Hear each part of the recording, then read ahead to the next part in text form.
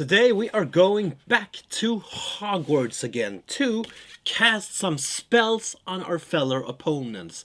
This is Harry Potter Stupefy, where you use your little wand, you use different spells, and you work together in teams. This is a 4 to 8 player game from 8 years and above. About 30 minutes per game, depending on how many you are, of course. And today I am going to show you the setup of the game and go through how you play this game and how you cast the spells. So let's just have a look at this.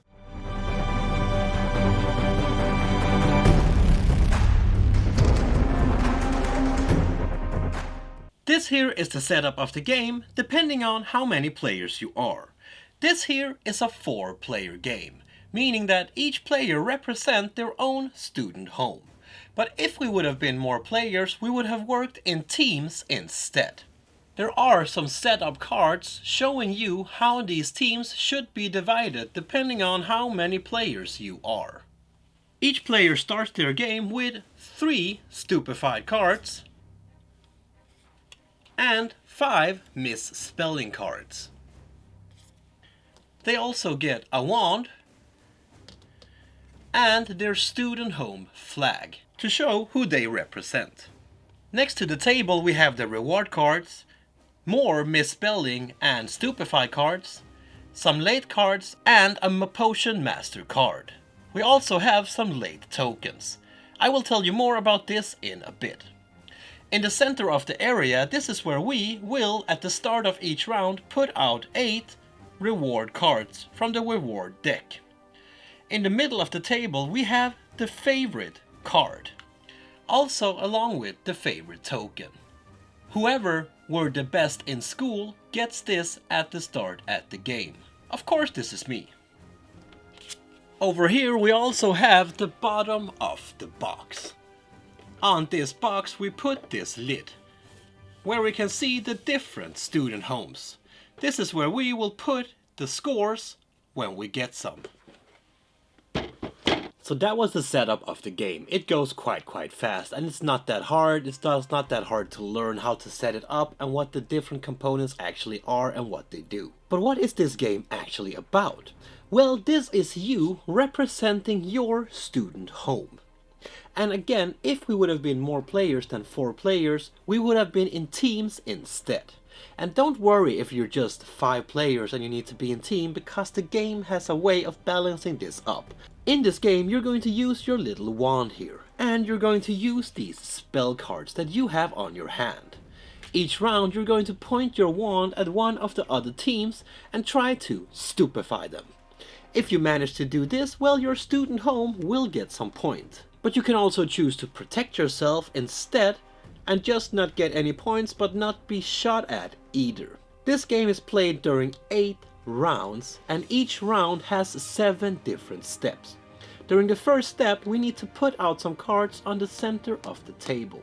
So the first thing we need to do in each round is to first put the become favorite card in the middle of the gaming area. Then we need to draw 8 cards from the reward deck and place them out randomly around the favorite card.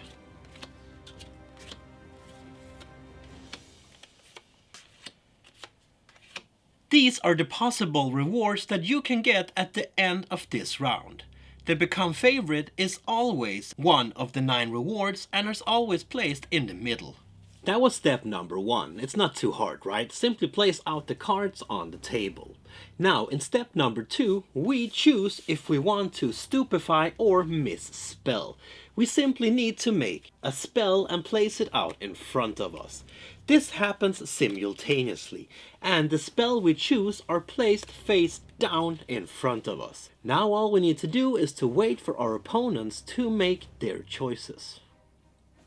When all players have chosen the spell that they would like to cast during this round, the one who is the favorite, me, says, "Witches and warlocks, prepare your wands!" And then you count to 3. 1, 2, 3. If you have not cast your spell or pointed your wand at one of the other players, well, you have simply missed your opportunity to cast a spell during this round. But if you have pointed your wand to one of your opponents, well, you are in the battle. And now we move into step number 4 of this game. In step number 4, we need to look around the table to see who is targeting who. Once we have figured this out, the favorite, again me, needs to count to 3 one more time. And when I hit number 3, we cast our spell, Stupefy. And depending on which spell we cast, different things are going to happen. If you choose to stupefy your opponent, you simply yell Stupefy when the favorite have counted to 3. But if you have chosen the misspelling, well, you simply just put down your wand on the table and you say nothing. But if you choose to protect yourself, you take your wand and put it up in front of your face and yell Protego. If you use the protect spell and protected yourself, well, nothing will happen to you during this round. But you will not make any scores either. Now you simply just put your wand on the table and then you put your little flag here down as well. You will do this also if you are hit by a spell. Then you need to put down your wand and your flag on the table, and again you do not get any scores. When you put down your flag on the table, you also need to show your spell. For every hit that you take, you need to take a delayed marker. These will be used at the end of the game, and I will tell you about them in a bit. But if you actually manage to avoid all of the attacks and your flag are still standing at the end of this step, well, then you get some scores. In step number 6, this is where we get to take the rewards that we have earned from the table. But remember, it's only the players that has a standing up student home flag that gets to take a reward from the table. We start with the favorite. But if the favorite has been eliminated, then we start with the first player that has a flag standing up from the lying down flag in clockwise order. In this case, we have Hufflepuff. They choose 40 points to their student home. And that's the way we keep on taking rewards from the table until all of the 9 cards are gone. Now, the different reward cards will of course give you different types of rewards. The ones with the numbers on them will give you that amount in score to your student home. The one that has the most successful potion cards at the end of the game will get the Potion Master and also get that bonus in score. For every favor card you get bonus scores at the end of the game, depending on how many you have. If you have 0, you of course get 0. But if you have 1, you get 10, 2, 30, 3, 60, and so on. The private lesson cards will let you throw away 1 misspell card and add 1 Stupefy card to your hand instead. The time turner will let you throw away 1 delay token from your own team, and the become favorite will let you take the become favorite token and become the favorite, but also let you throw away 1 of your delay markers. Now we move into step number 7 to do a quick little cleanup phase. The cards Successful Potion and Favor should be kept face down in front of you, while the cards Private Lesson and Time Turner should be discarded.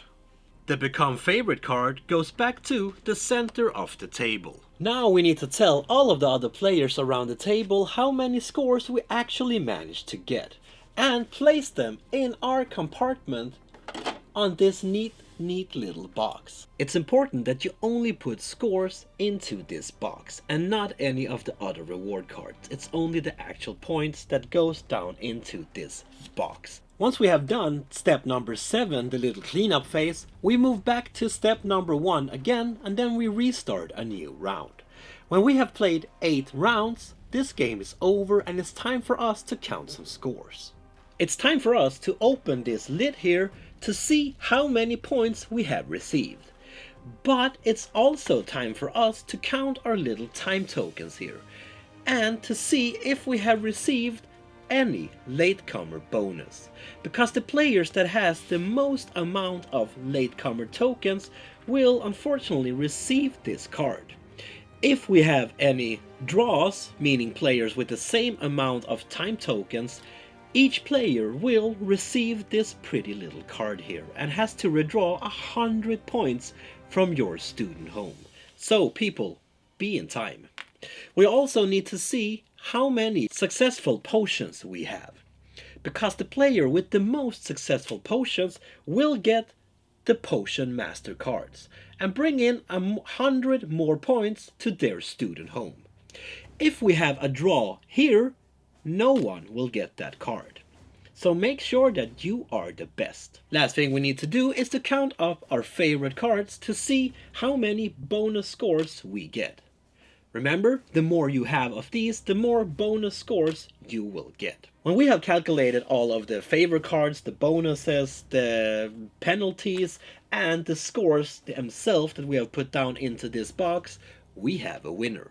And that's how you play Harry Potter Stupefy. This is a neat, easy to learn little game that is just fun for the whole family. My kids are 5 and 8 and they thought that this was a lot of fun. It's really easy to learn, it's really easy to get into. You sit down in your little teams, you cast your little spells by using this little wand, and it's just a lot of fun. It might not be a game that you bring to a heavy game night with your heavy gaming friends, but for the casual player, this is just brilliant. It's easy to set up, it does not take that long time to explain the rules, and since you play in teams, it's kind of friendly competition. So this is a nice little game.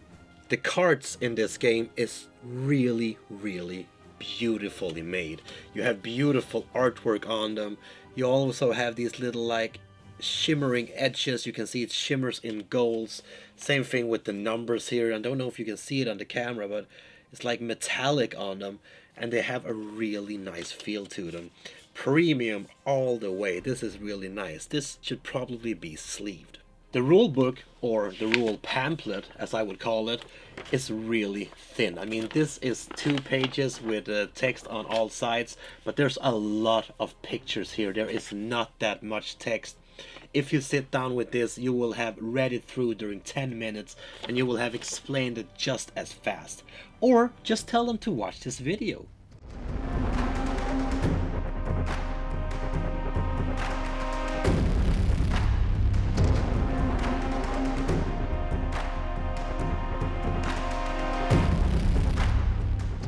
That was Harry Potter Stupefy for you. This is a cool, neat little interaction game where you get to throw around your little sticks here and point them at the other players and do your little spells. Get scores to your little student home here. This box is a cool little thing. I mean, the kids here, they love this. It's just a fun thing. Just be aware that when you point your stick at your fellow players, be sure to point them at their chest and not like in their eye or something, because it can get a little bit dangerous with these pointy things. But the game itself is quite fun. It's easy to learn. It really brings the family together. The kids love to just sit down and cast the spells. Also, you play in teams, so it's not that competitive. You still sit down, you still have a good time, and you manage to play several rounds during one evening. I mean, you could play a little tournament if you want to, because the game does not last that long. Also, the artwork on the cards are really well made, the rules are easy. So this one is a cool little game, maybe for the casual player. If you want to know more about the game, there will be links down in the description.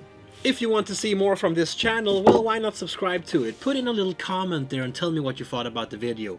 Or what did you think about the game? Are you gonna check this out? I wanna know. But most importantly, my friend, until next week, please keep on spreading that board gaming love I know you all have. Peace.